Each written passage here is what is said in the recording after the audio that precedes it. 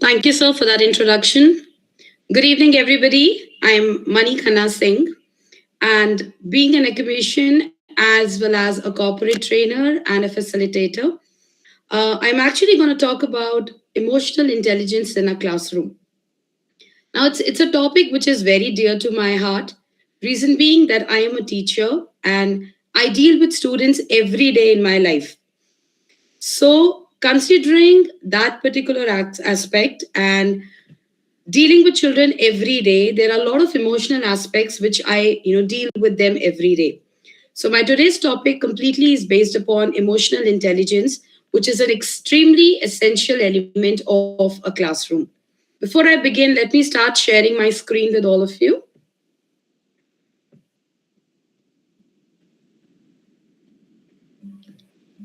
Okay.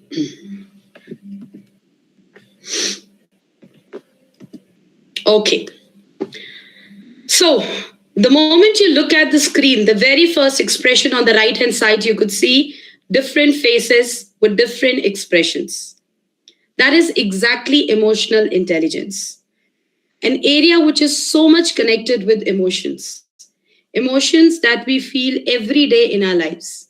So, to begin with that, let's quickly do a poll and see how do you all feel today. Now, if you can see, there are four small icons in front of each topic. I would just want you to choose your current reaction right now and choose that emoticon from the Google Meet and say how you're feeling today. Okay. Thank you, Ms. Ruchi. Thank you, Sharmila. Great. Wonderful. Thanks, Ari, for being happy and enthusiastic for the session. All right.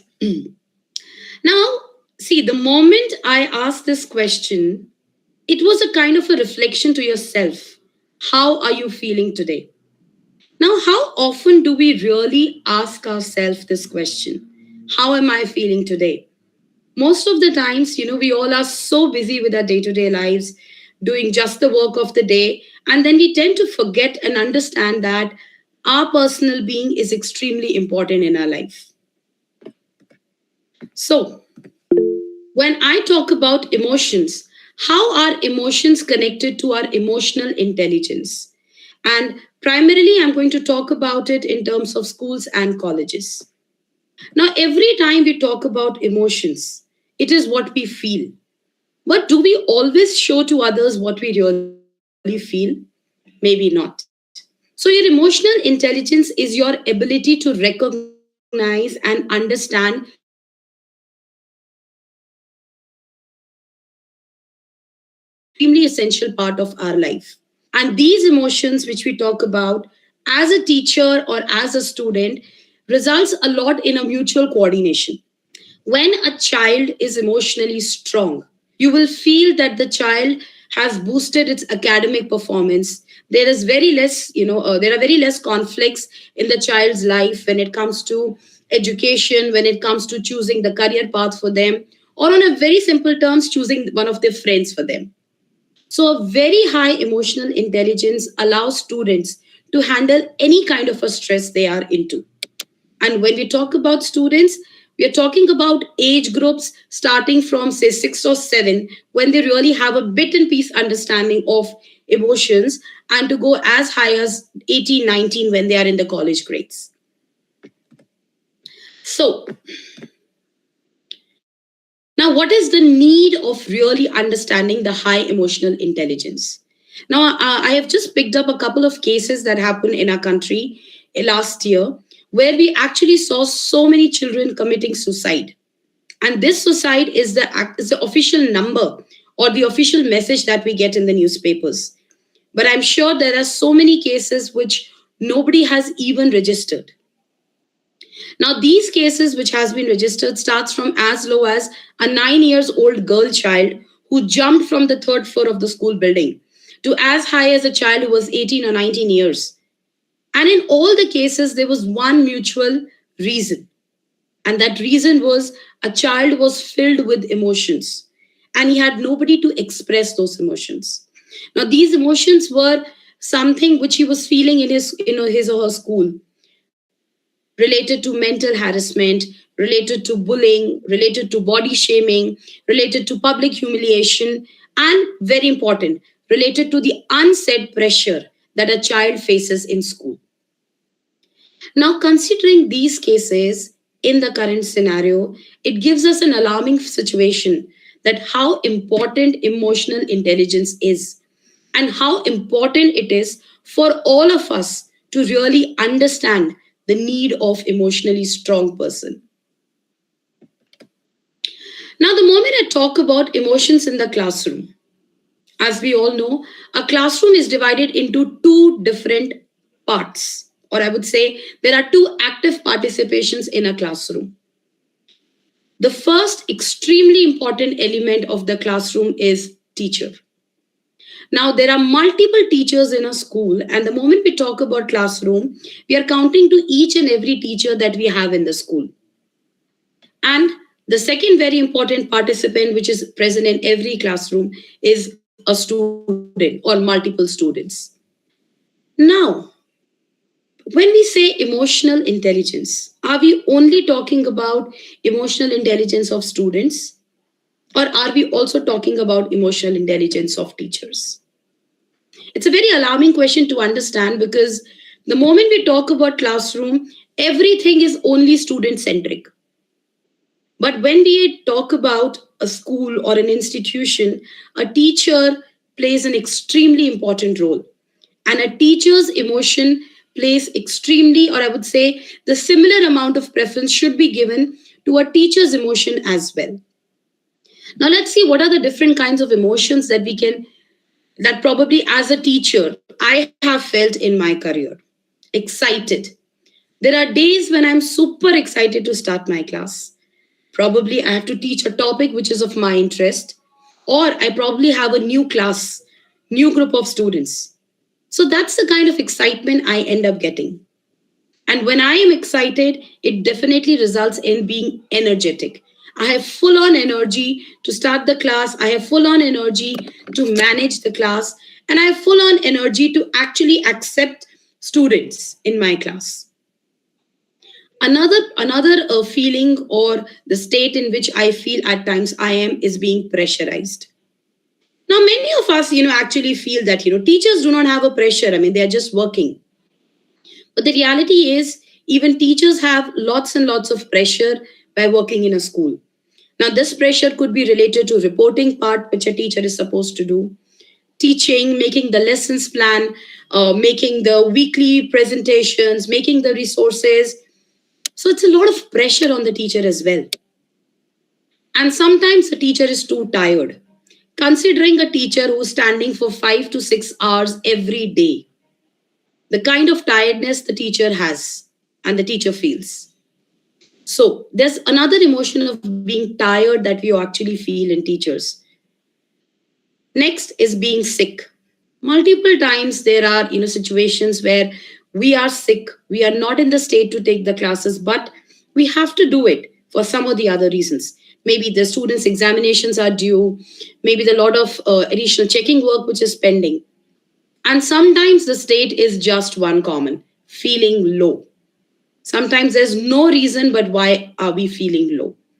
Now, these are the emotions which is quite observed in teachers. Now, let's see what are the emotions that we can feel and see in students. Okay, loud. One of the most common feeling expression that we see in students. They are too loud. They are too energetic. They are too happy. And when they're energetic and happy, there are two things that can happen. Either they will be extremely focused because they are looking forward for the class, or the other reason can be a behavior issue, wherein that happiness, that loud nature is not allowing them to focus right now in the studies. Next important point is being pressurized. Now, the same way the teacher is pressurized, a child is pressurized too. Maybe because of the academic scores, maybe because of the peer pressure that the child is, continuously feeling, maybe because there's a pressure from the teacher aspect, or it could also be a family pressure.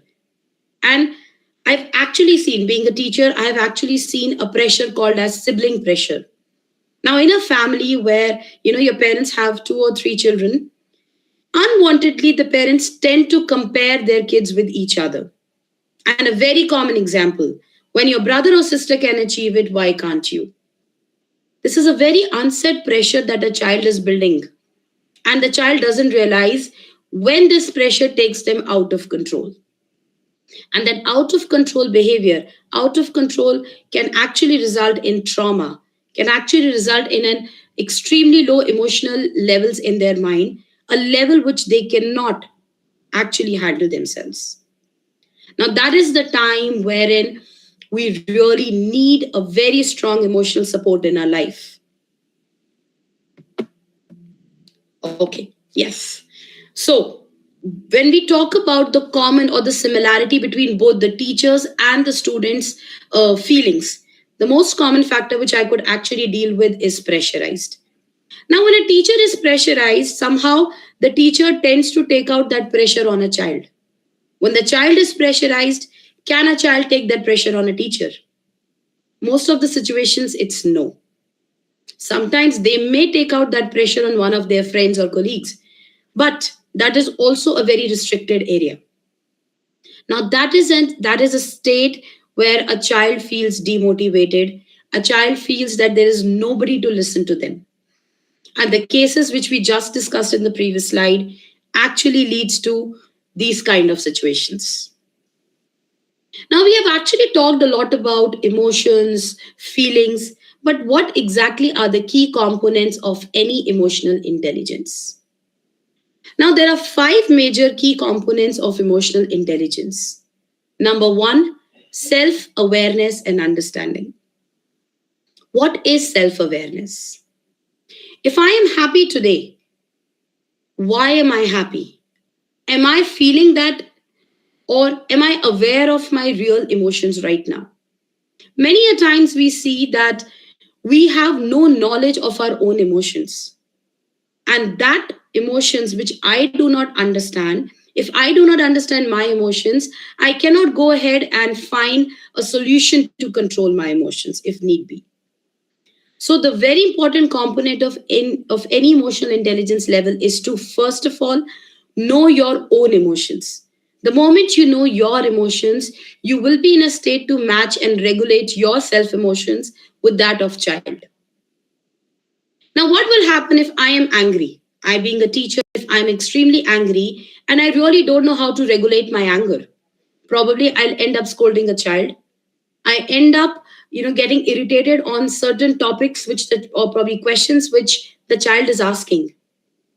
And I'm sure being in this scenario, we all have seen, you know, ended up, scolding the children and sometimes even in the house.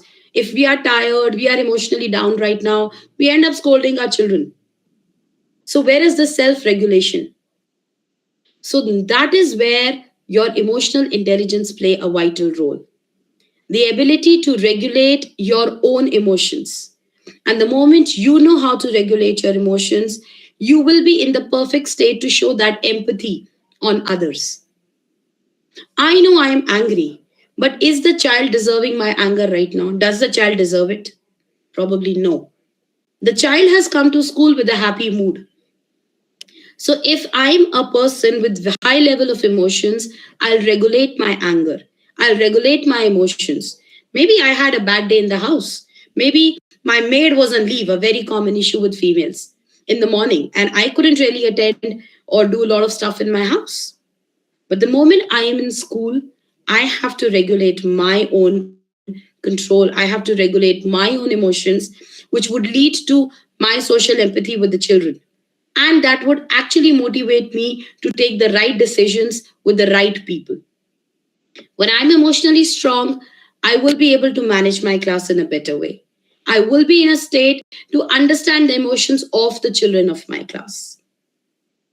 And just to add on to what I was saying, I deal with students who are from an underprivileged background. I work for Crystal House India, a great place to work with, which actually deals with emotionally challenged children. They're not physically challenged, but they are emotionally challenged children. Children who has seen a lot of disturbances in their house, they have seen a lot of broken families, they deal with a lot of abuse every day. Now imagine a child who is in that state has come to a school. There's a lot of hope in the child, and if my emotions doesn't match with the emotions of the child, I'll end up facing a lot of issues. Many a times I have heard people saying that this class was very good with this teacher, but this class is not good with the other teachers. That doesn't mean that the teacher is not great, or that doesn't mean that there's an issue with the child or the entire class. It's where the two emotional intelligences are not matching with each other. And the moment I could regulate that, the moment I could make my correct decision, I will be able to maintain a very healthy relationship with my students. Not only with the students, I would also be able to maintain a very healthy relationship with my peers who are also facing the similar challenges. Now, what are the symptoms of low emotional intelligence in students? We did understand that there are key components of emotional intelligence. But how would you know to understand that the child is emotionally not stable right now? The child has a very low level of emotional intelligence. Lack of concentration. Now, all the teachers who are present with me today will quite much relate to this one situation. A child chewing a pencil, a child playing with the eraser, a child just flipping through the pages of the notebook, has no idea what is happening in the class. And such children are not, not unstable, or such children are not the one who will have lack of concentration only in academics. They may even have lack of concentration on all the other areas which they don't like. For example, if they are in sports, they will end up giving some of the other rebuttal that, maybe I'm not well, I am sick, I just want to sit. So, lack of concentration is also another example or a symptom of emotionally low state of a child. Next is blaming others. This is a very important point. I'll give you an example. So, I had a child in my class again, a girl child, and she got a pencil as a gift in one of the competitions that we had. She kept the pencil on her table, and after that, they had library period. So the entire class went for library. After 45 minutes, when the child came, she did not realize that the pencil is not there, and she started doing her other work. Almost 2 hours later, the child said, "Ma'am, somebody has stolen my pencil." Instead of saying, "I lost my pencil," which is a state where I'm not blaming anybody, I'm admitting to the fact that I have lost my pencil, the child's first reaction was, "Ma'am, somebody has stolen my pencil." Now, this is also a symptom that you can find in children with extremely low emotional intelligence.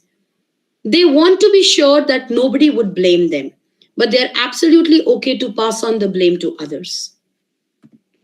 Next is the argumentative behavior. A child with low emotional intelligence would always be in a state to argument with you or with all the peers. Now, this argument can also result in using abusive language, or it could also, result in probably hitting each other, pushing each other many a times. Now, all these are the symptoms where the child is not able to control or regulate their own emotion. Now, they all are in the state of defensive state. They just want to defend themselves, but they do not want to go ahead and find a solution for the problem. And last but not the least that I can find in students is extreme silence. Now, this extreme silence in a child is also an alarm for us that something is not right. Extreme silence can also be a state wherein a child is perfectly, great in terms of academics. A child is great in music. A child is great in any co-curricular activity. Still, you'll find the child very timid, extremely quiet, always sitting quietly, probably emotionless. Now, generally, as a teacher, we have the habit of ignoring such children, because for us, if the child is, behaving well, if the child is, performing pretty well in the exams, as a teacher, we generally do not focus on it. We let the things pass through the crack. We're like, it's okay, it's absolutely okay, that's fine. But the child is not fine. There is something which is missing in the child. And as a teacher, it is our responsibility to go ahead and find out what is that. Now, this is what we talked about the students. Now, do you think even the teachers have emotional intelligence symptoms? Yes. There are a lot of teachers who would also have lots and lots of emotional intelligence symptoms. Let's start. Difficulties in self regulation. Now, we actually started off by saying this, that it's one of the key components. Your anger, your happiness, your stress, everything comes up with you in your class. Very normal. It's pretty normal with everybody. But how much am I regulating it? Am I showing that to the children of my school, my class? Am I showing that to every child that I deal with? Am I showing it to my colleagues? If I am showing it, then definitely I have a low level of emotional intelligence. Now, when I say show, it doesn't mean that I can't share it with a friend of mine. Of course, sharing is an extremely important element of emotions. And if I am in a difficulty state, I have to share it with somebody.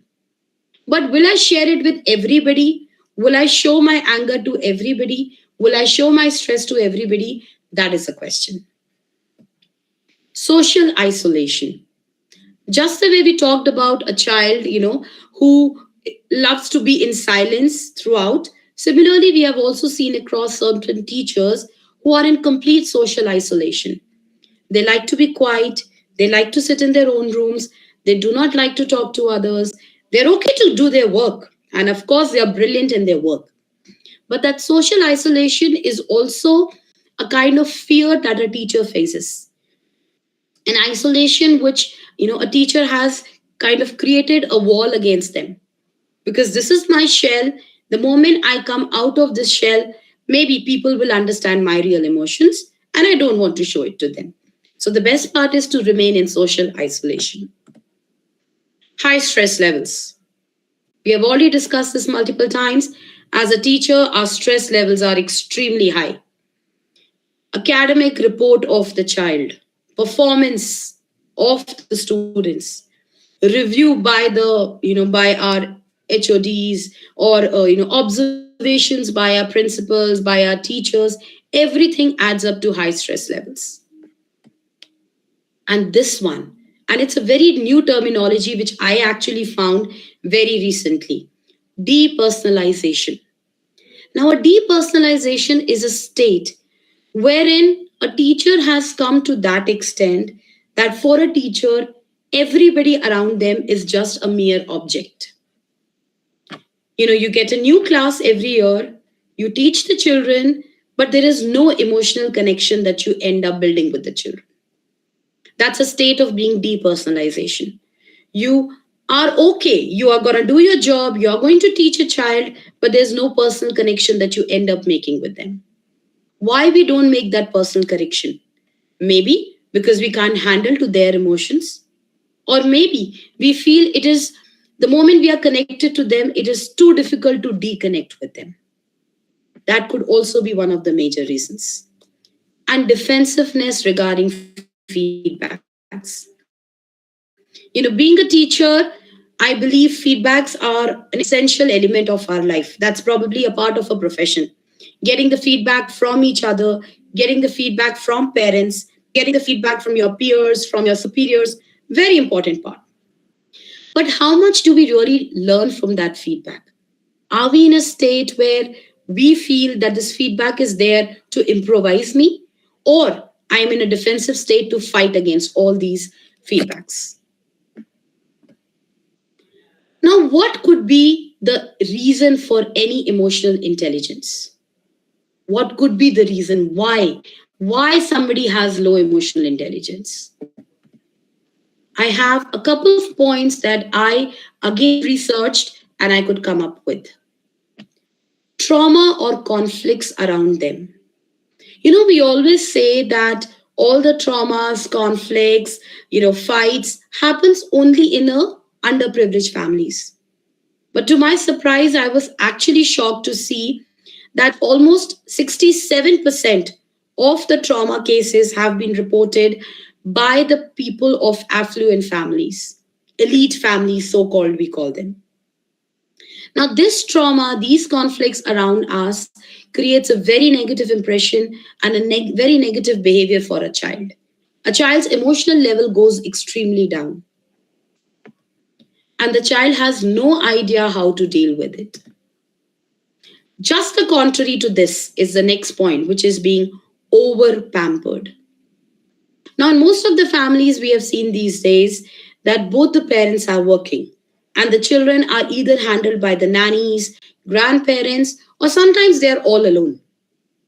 Now, what does the parent do? As a parent, parent provide them with every possible luxury that they can give: a tab, an iPhone, an iPad, or access to all the possible best stationaries, toys, gifts, everything, kind of compensating their own absence. Now, what happens after a certain time? The child is extremely over pampered, and the child feel it's okay. They don't need anybody around them. Till the time they have their own gadgets, till the time they have their own, luxury items around them, they don't need anybody.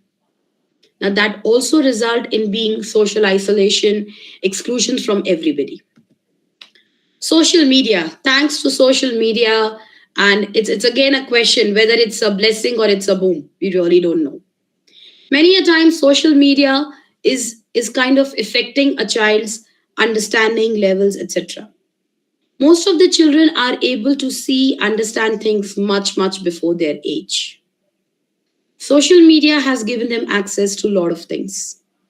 Now, social media, which is supposed to be a regulatory element to regulate the knowledge of kids, but it has ended up being over, and end up giving over information to the kids, which is much before their own time. And definitely it is affecting the cognitive abilities of a child somewhere. Peer pressure, pressure from your own peers. Now, this could be an academic pressure. This could also be a pressure in which maybe one child has got all the luxuries of life, getting a pencil box which is probably worth 1,000 rupees, getting all the hi-fi pencils, pens from the world. You know, on the contrary, the opposite side, there's a child who is from an average family getting a normal pen, a normal pencil box. Now, that also adds up to the pressure in the children.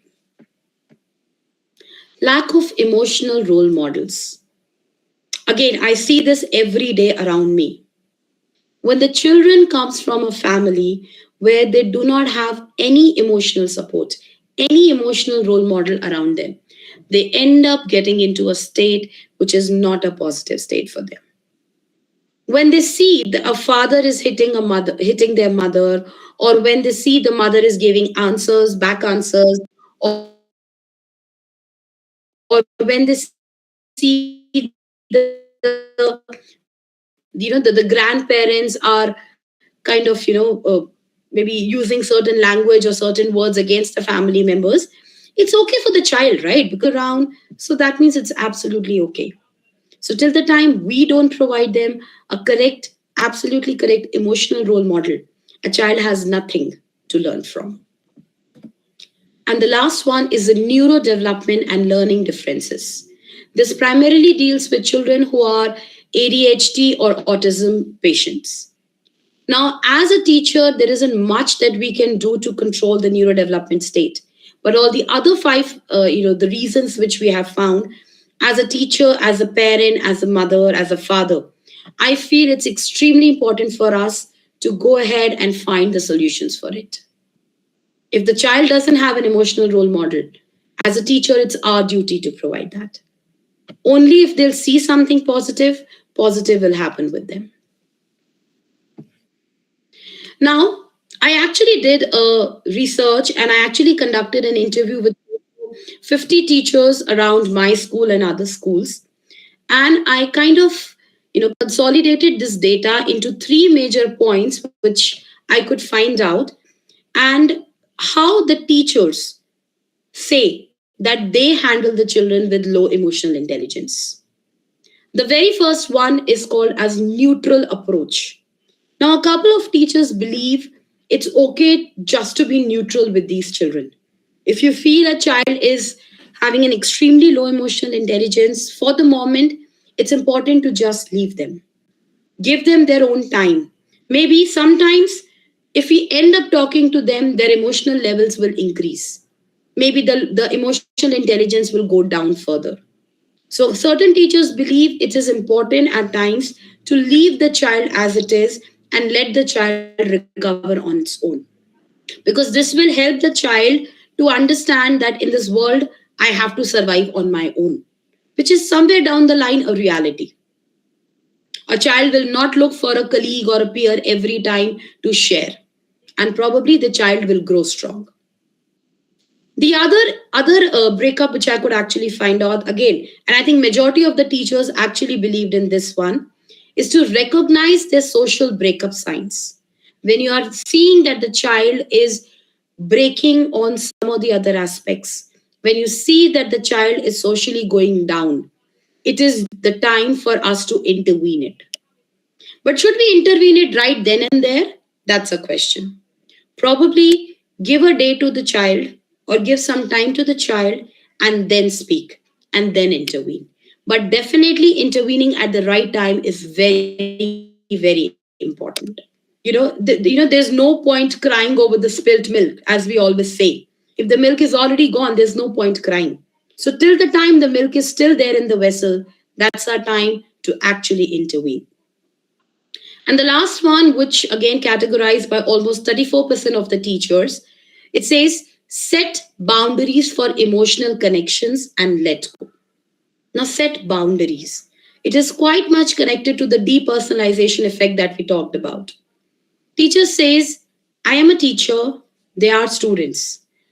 I will build a boundary around myself. I will not cross that boundary, and I will not want children to cross that boundary. Maybe as a teacher, I may ask them once, are you okay? If the child says, yes, I'm okay, that's it. You'll not go further. Because again, you also want sometimes to child, you also want the child sometimes to find the solution themselves. You don't want the child to actually go ahead and, always keen on others to get the answers. So it's okay to let go of. Now, how do we strengthen emotional intelligence? Now, there are certain ways through which we can start our emotional, our classes, which kind of, strengthen the emotional intelligence. As I did start off my session by saying, share how you feel. The moment you ask a child how you're feeling today or how do you feel, probably the child may not give you always the best answer. Sometimes they will just say, I'm okay. Sometimes they may say, I'm angry. Sometimes they may say, I'm not well. As much as possible, take their answers and try to give solutions to them if they're unhappy. Maybe not at that moment. In a very positive way, we could say, I know that you're upset today. I will definitely talk to you about this. Let's continue the class, but I will make sure that I speak to you about this today. And let us mutually solve this. The next one is to encourage self reflection. You'll see children fighting with each other many a times, and you know that even the child knows that he or she is not right. Give the time out to the child. Just say, it's your time out. Do a self reflection. Think what you did. And I was shocked to see this, because generally I believed that self reflection is a very high terminology. And maybe it's for children who are maybe in their teens or adulthood. But to my surprise, I did this activity with a 7 years old. And I was able to see that the child did a perfect self reflection on their own, on its own, on his own actions. The child actually said, yes, ma'am, it was my fault. The other person was saying bad things to me about my mother. I should have just ignored him, but I didn't do that. I ended up fighting. So maybe I am emotionally weak, who is not able to listen to others or who's not able to handle wrong emotions. So do that. Encourage empathy. Many a times a child needs just one hand. Give that hand. The moment you empathize with them, believe me, they are connected to you and they also grow emotionally. And as I already said, model emotionally intelligent behavior. When you will show to your children that I am happy, when you will show to your children that it is important to be strong, when you will show it to them that, it is okay sometimes to cry, it is okay sometimes to shout, it is okay sometimes to just ignore. Let the child understand that all these emotions are a part of your life. You do not have to be every time a strong person, but you do not have to be every time a person who's crying. So explain this to the child that it is okay to have multiple emotions in life. As a human being, it is what I am, and I have to have emotions in my life. Now, a couple of activities which I have tried and tested in classroom, dealing with age group of 7 up till age group of 14 or 15, and these activities has really worked very well in my classes. Let me just start off with them. Kindness chain or a compliment center. That's a wonderful activity in which we cut the strips, and every time a child has done something great, a child will write that and the child will create a circle. Now, this circle can be tied somewhere in the class, and every time other students are doing some kind of good gesture, good activity, kindness activity, or you want to compliment others, you will write what the child has done, and this chain will be circled to the previous circle. Like this, you end up creating a very long chain, and this chain is a compliment circle or a kindness chain. The moment you see that the kindness chain is increasing, a child emotional state is also increasing. A child is growing up, which we may not understand at that moment, but slowly and gradually you will find the difference in the child. You'll see them enhancing the emotional intelligence levels. The second one is a story emotion hunt. You could always share a personalized story of yourself or your kids or your children around and ask them what are the different emotions they felt throughout. An emotion which is filled with happiness, an emotion which has sorrow, an emotion which has an overwhelming or an alarming state, an emotion which has curiosity, or sometimes just a silly emotion without a reason. The moment we end up discussing about the emotional elements, a child will understand and feel that, all these emotions are already present in me. And just like me, everybody has that. And I'm not abnormal. The moment the child understands that there's absolutely no harm having all these emotions, there's absolutely no harm believing in these emotions, the child mental ability will grow, emotional state will grow. The next one is to have a calm down kit, a very important kit which works. A calm down kit is nothing but a small corner in your own classroom where you have some fun activities. It could be certain games, it could be toys, it could be colors that you can keep in one corner of a class. Sometimes, if you feel that the child is not in the right state, give the child a 5 minutes calm down.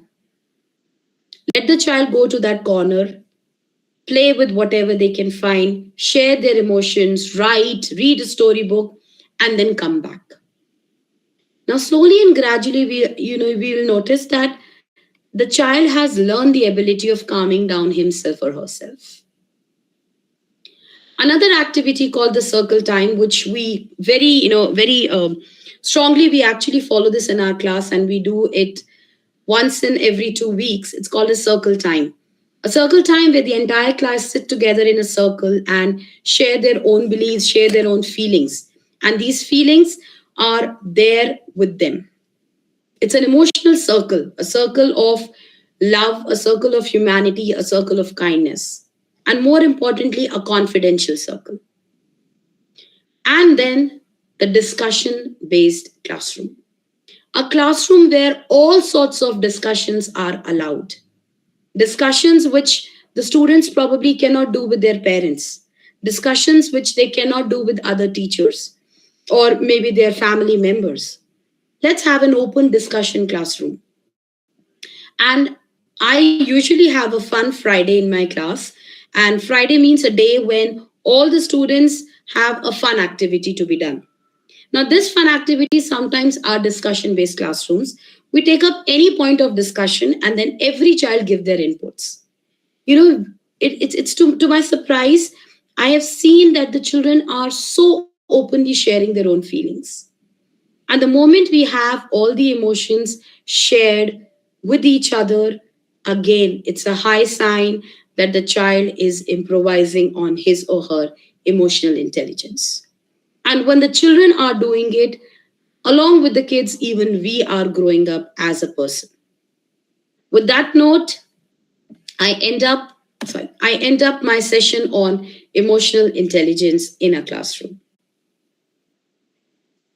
I would appreciate if anybody has a question, please feel free to ask the question. Thank you, Monique Khanna, madam. It was great to listen you because being a researcher of this field, academician and a facilitator, your experience on this topic definitely useful to all teachers. Your tools or your activities in the classroom definitely they boost to keep the emotional intelligence of the students. Now, I request participants to unmute themselves and they can discuss with our speaker. Thank you. Thank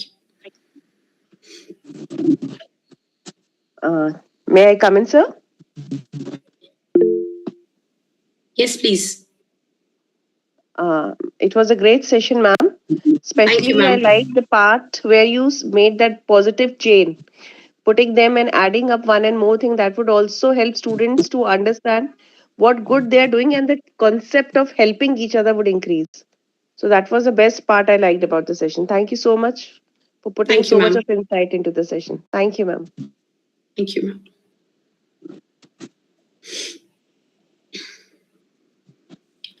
Good evening, ma'am.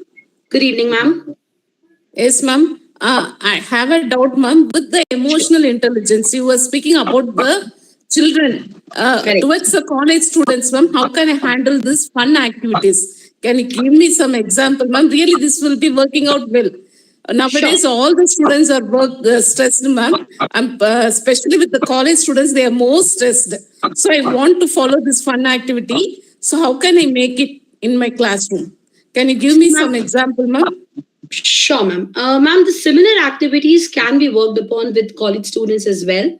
The only difference is that you can actually increase or probably have age appropriate tools.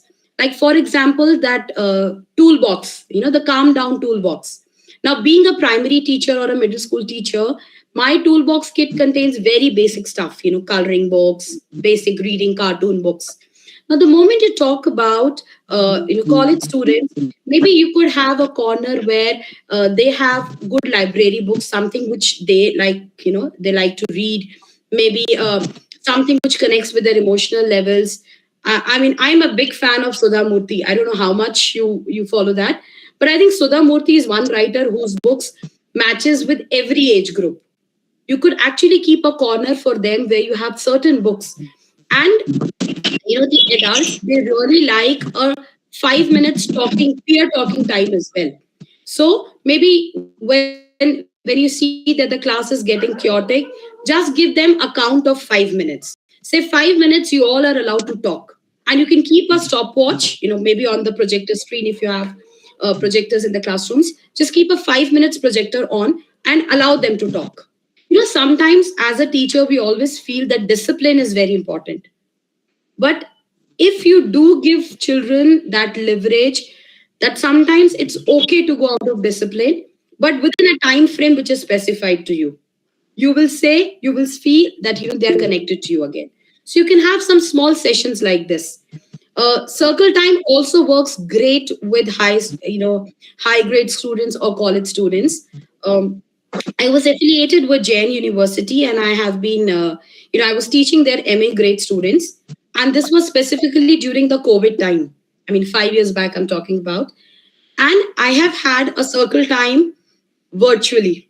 I mean, it's to my surprise. I mean, I actually found, and we just make very small circles, okay? So maybe a circle of 15 students or just 10 students, not 60 or 65. It will not work, very honestly.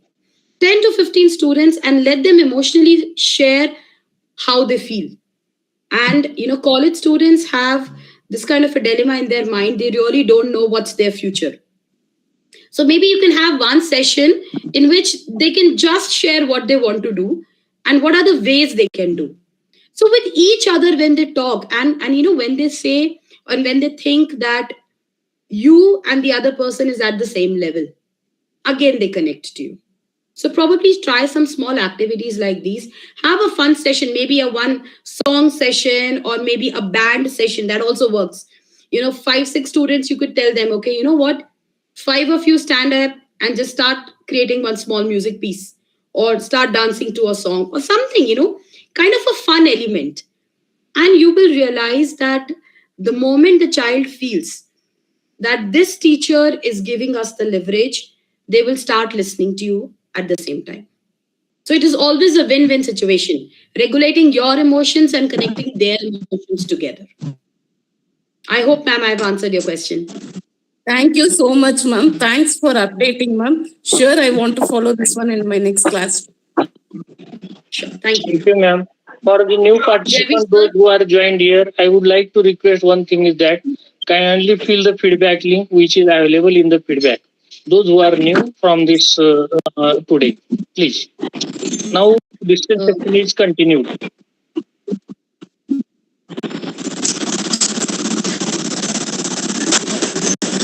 I think Veer Singh wanted to ask a question.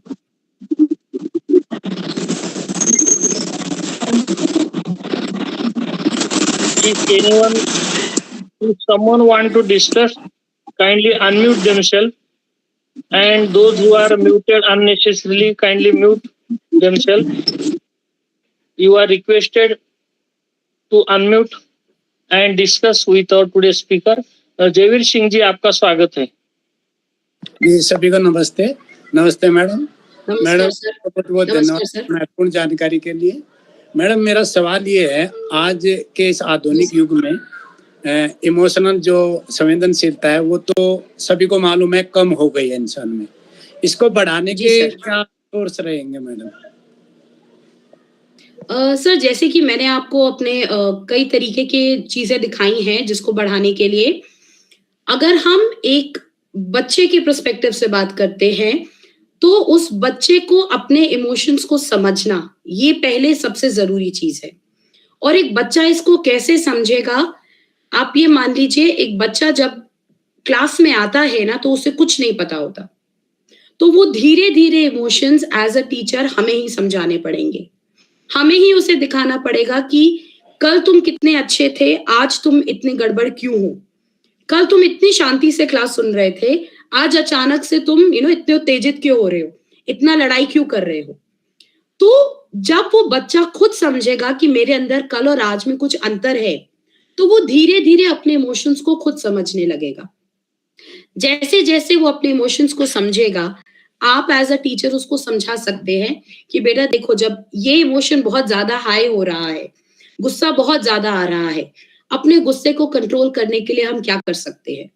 May be जैसे मुझे याद है, हमारी बचपन में एक teacher होती थी, वो सिखाती थी कि जब आपको गुस्सा आने लगे ना, आप अपनी मुट्ठी बंद कर लीजिए, जो मैं आज भी कई बार करती हूँ। अपनी मुट्ठी बंद कर लीजिए और 1 2 3 4 5 कुल 5 सेकंड लगते हैं, इसे करिए। आप देखेंगे धीरे धीरे धीरे आपका गुस्सा शांत होने लगा। यही सारी छोटी छोटी ट्रिक्स हैं, हम अगर अपने बच्चों को समझाएंगे ना, तो आप देखेंगे कि बच्चे में धीरे धीरे अपना एंगर को, अपने इमोशंस को कंट्रोल करने की शक्ति आने लगेगी। और जितना हो सके बच्चों को रीडिंग करने की एक आदत डलवाइए। मुझे लगता है बच्चे जब पढ़ते हैं, किताबें पढ़ते हैं, तो बच्चे का ना केवल मानसिक बल्कि शारीरिक डेवलपमेंट भी होता है। एक बच्चे को ये समझ आने लगता है कि मुझे किताबों से कितना कुछ मिल रहा है, तो वो फिर अपनी जो थॉट प्रोसेस है ना, अपनी सोच, वो किताबों की तरफ लेकर जाते हैं और बहुत से ऐसे नेगेटिव इमोशन से बाहर निकलने लगते हैं। तो आप ये कोशिश करके देख सकते हैं सर, आई थिंक ये काम करेगा। जी, धन्यवाद मैडम। Thank you sir. धन्यवाद जयवीर सिंह जी। अगर उपस्थित में से किसी को और पूछना है तो चर्चा कर सकते हैं। सर आपका फीडबैक फॉर्म नहीं दिख रहा कहीं चैट में। जी, और एक बार शेयर करता हूँ मैं, कोई बात नहीं। हेलो, हाँ जी, नमस्कार मैम। मेरा एक क्वेश्चन जी प्रीति मैम, नमस्कार। कुछ बच्चे बहुत जिद्दी होते हैं, जैसे कोई बात कन्विंस कीजिए तो वो जल्दी मानता नहीं रहता, अपने जिद पे अड़ा रहता है। तो ऐसे बच्चे को कैसे हैंडल किया जाए? इमोशनली देने के बाद भी बच्चे मतलब फिर भी अपने ही जिद पे अपनी ही बात को ये करते हैं, उसको कैसे हैंडल करें? मैम देखिए, कई बार क्या होता है कि जब बच्चों को ये समझ आने लगता है ना कि मैं कुछ भी करूं ये टीचर मुझे सिर्फ डांट सकती है, इसके आगे मेरा कुछ नहीं कर सकती, तो बच्चा आपको सुनना बंद कर दे। आप बच्चे को एक दिन ये बोलिए कि चलो आज तुम शैतान हो ना, बहुत अच्छी बात है, चलो आज मैं भी तुम्हारे साथ शैतानी करती हूँ, आज मैंने तुम्हारी बात मानी, कल तुम मेरी बात मानोगे। बच्चे को वो गिव एंड टेक देके देखिए, बहुत फर्क पड़ता है। मेरी ही क्लास में कुछ ऐसे 2-4 लड़के हैं, मतलब हम उनको कुछ भी कर लेंगे ना वो सुनते नहीं है, तो उन बच्चों के साथ हम रिवॉर्ड सिस्टम शुरू करते हैं। अब वो रिवॉर्ड नेचुरली हम जानते हैं, हम स्कूल में कोई बड़ा रिवॉर्ड बच्चे को दे नहीं सकते, एक छोटा सा स्टार भी अगर आप उसके हाथ में बना देते हैं ना, तो वो बच्चे के लिए एक रिवॉर्ड है। बच्चे को ये देखिए कि आज तुमने ये गलत काम करा, आज मैं को तुम्हें स्टार नहीं दूंगी, आज तुमने ये बहुत अच्छा काम किया मेरी क्लास में। और बच्चे की छोटी से छोटी अच्छाई को अप्रिशिएट करिए। अच्छा, आज तुमने बिहेवियर अच्छा नहीं करा बट तुमने काम बहुत साफ करा, तुमने लिखा बहुत सुंदर, आज तुम्हारी लिखावट के लिए मैं तुम्हें स्टार दूंगी। और वो स्टार आप उसके एक हाथ पर बना दीजिए। और मानिए आप मेरी बात, ये केवल छोटे बच्चे नहीं, ये 18, 19, 20 साल के बच्चों को भी पसंद आता है। जैसे कि मैंने बताया कि मैं जैन यूनिवर्सिटी में पढ़ा चुकी हूँ, यहाँ तक कि उन बच्चों को भी ये बहुत पसंद आता था, एक छोटा सा स्टार। और ये स्टार आप उनको बोलिए कि आप कल तक इसे हटाएंगे नहीं, क्योंकि ये आपका अचीवमेंट का स्टार है, ये आपने अपने बलबूते पर अचीव करा है। और आप ये उल्टा भी करिए, अगर आपने मानिए बच्चों से पूछा, आज आपने क्लास ली, बच्चे ने आपकी आज बात सुनी, 2 दिन आप सुनेंगे, तीसरे दिन वो आपकी सुनेगा, तो आप बच्चों को बोलिए अगर तुम्हें मेरा अच्छा लगा आज, तो आज तुम मुझे स्टार दो। और कोशिश करिए कि उस स्टार को आप भी ना डिलीट करें, आप भी एक दिन कम से कम रखिए, अगले दिन आप जाकर बच्चे को अपना स्टार दिखाइए। बच्चों को इतनी खुशी मिलती है कि मेरी टीचर जो है वो भी मुझे उतना ही अप्रिशिएट करती है। और देखिए, बिहेवियर जो है ना मैम, एक बहुत ही पर्सनल स्टेट होता है, हर जने का एक अलग बिहेवियर होता है, किसी का जो इनबॉर्न बिहेवियर है हम उसे बदल ही नहीं सकते, लेकिन हम धीरे धीरे उसको बेहतर बनाने की कोशिश कर सकते हैं, छोटी छोटी ट्रिक्स से। और यकीन मानिए, एक रूटीन बना लीजिए, एक रूटीन आपका जो पूरी लाइफ में, मतलब अगर आप 1 साल एक ग्रुप को पढ़ा रहे हैं तो वो रूटीन शुरू से लेके आखिरी तक फॉलो करिए। बच्चे खुद उस रूटीन का हिस्सा हो जाते हैं और बच्चे खुद उस रूटीन में अपने आप को ढाल लेते हैं। आप कोशिश करके देखिए, आई एम श्योर ये वर्क करेगा। जी, thank you ma'am. Thank you Preeti ma'am. Thank you, Preeti ma'am. Now, Ruby ma'am, you can ask. Sir नमस्कार, मैम नमस्कार। नमस्कार मैम। मेरी एक छोटी सी समस्या, क्योंकि मेरा बेटा 7 साल का है और उसकी टीचर में वो संवेदनशीलता नहीं है जो मैं आप में देख रही हूँ। क्योंकि ये कहना कि बच्चे छोटे ही एप्रिसिएशन चाहते हैं, हम आज भी ये चाहेंगे कि हमारे टीचर या हमारे सुपरवाइजर या हमारे अधिकारी या हमारे प्रोफेसर हमको प्रोत्साहन दें। ह्यूमन नेचर है मैम, हम प्रेम, दया और स्नेह सभी से चाहते हैं। यहाँ यही सबसे बड़ा समस्या हो जाती है कि भागती दौड़ती जिंदगी में दबावों के साथ टीचर संवेदनहीन होता जा रहा है। तो मेरे बेटे के साथ यही समस्या होती है कि वो, जैसा आपने कहा कि आपके कुछ बच्चे ऐसे हैं जो सुनते नहीं हैं, वो भी नहीं सुनता, ना घर में सुनता है ना क्लास में सुनता है। वो केवल तब सुनता है जब मैं उसको इमोशनल सपोर्ट करती हूँ। वो अपनी गलतियां भी एक्सेप्ट करता है, पर टीचर उसको ये बताती है कि कभी भी सब बच्चों में ये सबसे गंदा लड़का, ये सबसे यही उड़दंग मचाता है। उससे वो अगर कभी कुछ अच्छा भी करना चाहता है तो वो जानबूझ के फिर शैतानी करना उस तो मैं समझ रही हूँ कि वो टीचर की कमी है। मैं टीचर नहीं बदल सकती क्योंकि अब सेशन बदलने ही वाला है, तो मैं खुद उसकी टीचर बनती हूँ। तो मुझे अच्छा लगा, आपका प्रेजेंटेशन बहुत शानदार था, बेहतरीन था और बहुत अच्छा मंच है ये हमारा मैम। हम पुनः चाहेंगे कि आप फिर से आए। तो बहुत अच्छा लगा। धन्यवाद मैम, बहुत बहुत धन्यवाद। और सर बेटकर एक बहुत छोटी सी मैम, मैं आपको एक बहुत छोटी सी एक कहानी सुनाना चाहती हूँ, सिर्फ 1 मिनट लेगा। और ये कहानी आप मानिए थोड़ी सी एब्रप्ट है, लेकिन ये मैं अपनी क्लास के हर बच्चे को सुनाती हूँ। ये कहानी है 2 छोटे बच्चों की जो शाम को पार्क में खेलने जाना चाहते होते हैं। तो जब वो अपने घर से खेलने जाते हैं ना, तो उनको सड़क पर 2 बहुत बड़े कुत्ते दिखते हैं, डॉग्स।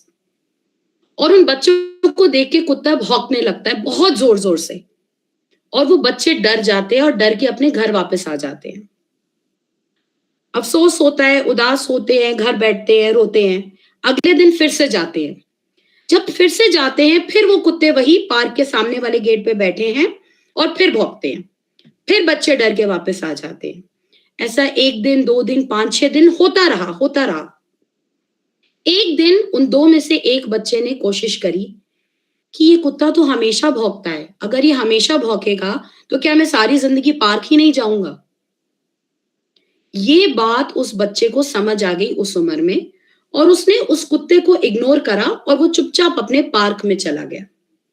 खूब मस्त खेल कर आया, 1 घंटा 2 घंटा, और घर वापस आया। उस दिन उस बच्चे ने ये समझ लिया कि सड़क पर ऐसे बहुत सी चीजें मिलेंगी।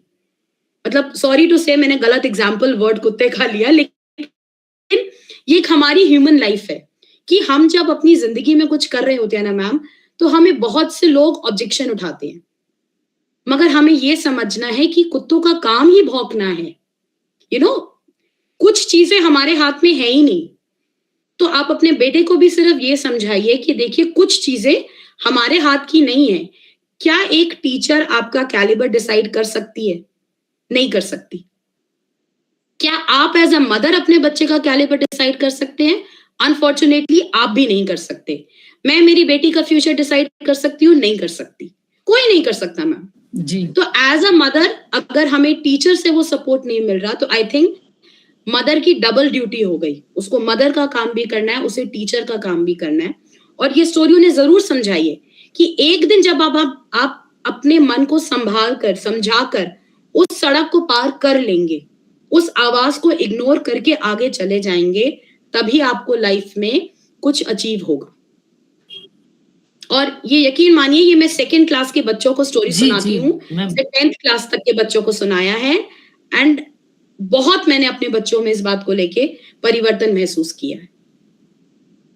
जी, thank you ma'am. Very good evening everyone. मैंने इसके लिए उसको एक बीमारी, फोबिया, क्लस्ट्रोफोबिया, बंद जगहों से वो डरता था। मैंने 6 महीने उसकी क्लास के बाहर बैठ के बिताए, उसका वो डर खत्म किया नर्सरी में। उसके बाद उसको तैराकी, बाकी सब कुछ सिखाया। अब वो, आप कह रही हैं कि मैं उसका कैरियर डिसाइड नहीं कर सकती, पर मैं कोशिश करती हूँ कि वो उस तरह से बने जैसे एक व्यक्तित्व का विकास होता है। बिल्कुल मैम, तो बिल्कुल वही एज अ मदर हम वही कर सकते हैं मैम। थैंक यू मैम, बहुत बहुत शुक्रिया मैम। जी Supriti ma'am. Very good evening. Yes, very good evening. मुझे लगा कि Moni you are much younger to us, तो there are few vocabularies as an academician, and as you are running with so many organizations, we have to change in our vocabulary, as every day I used to visit such places. So the way we are using the word shaitan ho, we have left this vocabulary for each and every student. Now we used to speak, you are very energetic, rather than using such kind of vocabulary who is having the negativity in itself. We have to use few words like you are very energetic. Once again, you said ki I used to give them the stars in the hand, and we have also stopped in the as NEPA is conducting so many programs over it.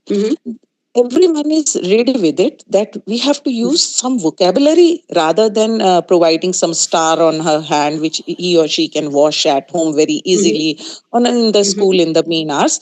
So we can frame a word like hero. Now, today you are the hero of the class. So that vocabulary, basically, जब आप किसी शब्द को सुनते हैं, जैसे तुम्हें आज कोई कह दे that you are looking fabulous, तो that the sound basically affects us rather more than framing a letter or a star in our hand. So I think rather making this, rather using such kind of words as an academicians now in this century doesn't suit us. So I'm very sorry, but very I really that's why I'm appreciate using it. Yes. And as ma'am was talking about the claustrophobic child he or she is having, owing, तो मुझे लगता है कि as a patient listener, we can work on it, because I'm working on the lots of action researches we did on it. आप जब बच्चों को सुनना शुरू कर देते हैं, उन सभी बच्चों को who are very or highly energetic, आजकल तो बहुत टाइम से, आजकल क्यों 10 साल से हम ADHD पर बहुत काम कर रहे हैं, everyone knows कि attention deficit hyperactivity disorder says कि the child is very energetic. So these kind of work, actually the children needs our time. Sometimes it's good to sit with them, listen patiently to them, and to be with them. As completely agree, ma'am. Yes, through your conversation, I came to know you also, a very younger daughter. You were telling about her कि मैं अपने बच्चे को ये कहूँ बिटिया को तो मैं उसका future नहीं, but we can provide them such an environment so that they can grow positively. And at the age in which you are running, actually हम भी बहुत hyperactive हो जाते हैं उस age में. So patience is required as a parent, as a teacher, as an academician, and using the positive words, सकारात्मक शब्दों का उपयोग is mandatory. मैं फिर कहूंगी, हर रोज आप अपने पन्ने पलटिए जीवन के और उन शब्दों को निकालिए जिनसे कि आप अपने बच्चों के लिए, आप जिस चीज के लिए उसे ना करेंगे वो जरूर करेगा, वो हर व्यक्ति करता है, क्योंकि that makes us curious and it's a very common symptom. तो हम बहुत अच्छा तरीका ये है कि हम पेशेंटली सुने और सुनते हुए हम साइलेंट हो जाएं. जब तक आप सब बोल रहे थे, I was patiently listening to every one of you. जब तक आप पेशेंटली सुनना नहीं सीखेंगे, तब तक आप जीवन में अच्छे ओरेटर भी नहीं बन सकते. And loud pitch or the learning what we use right now, it keep on changing. So learning is a continuous process. So it's a humble request that use such kind of words जिससे बच्चों के सामने वो ना आए ही नहीं, ऐसे शब्द आए ही नहीं जिससे हम उनके जीवन के प्रवाह को, उनकी स्पॉन्टेनिटी को हम रोक दें. Thank you so very much. Thank you so much, ma'am. I really appreciate that. Thank you so much. Thank you, Supriti madam, and all those who are discussed here. If you want to continue this discussion, you can unmute. Those who are new today, they kindly fill the feedback link. We are waiting for your discussion. तो आज का topic बहुत ही अच्छा रहा और madam ने बहुत ही अच्छा प्रेजेंटेशन किया है. उसका रिसर्च उनका उसके पीछे है. अगर हम देखें तो हमारी लाइफ में जब हम बड़े होते हैं तो एक 500 टीचर ने हमको, कम से कम 200 तो टीचर ने हमको पढ़ाए वाला रहता है, फर्स्ट से लेकर 10th तक या आगे भी थोड़ा सा. तो उसमें से 10 टीचर्स हमें याद रहते हैं मैक्सिमम. क्यों याद रहते हैं? वो टीचर हमें इमोशनल इंटेलिजेंस के बारे में, या वो बहुत ही अटैच रहते हैं हमारे, ऐसे उनके साथ बोलना, बर्ताव, खिलवाड़ या सब कुछ है, पढ़ाई भी है उसके साथ. उनकी पर्सनल केयर के जैसे पालक के अपने गार्डियन जैसे वो बोलते रहते, कुछ डराव भी देते हैं, कुछ हंसाते भी है, और उनको ये भी करते हैं कि शिस्त जो बोलते हैं हम उसको डिसिप्लिन भी देते हैं.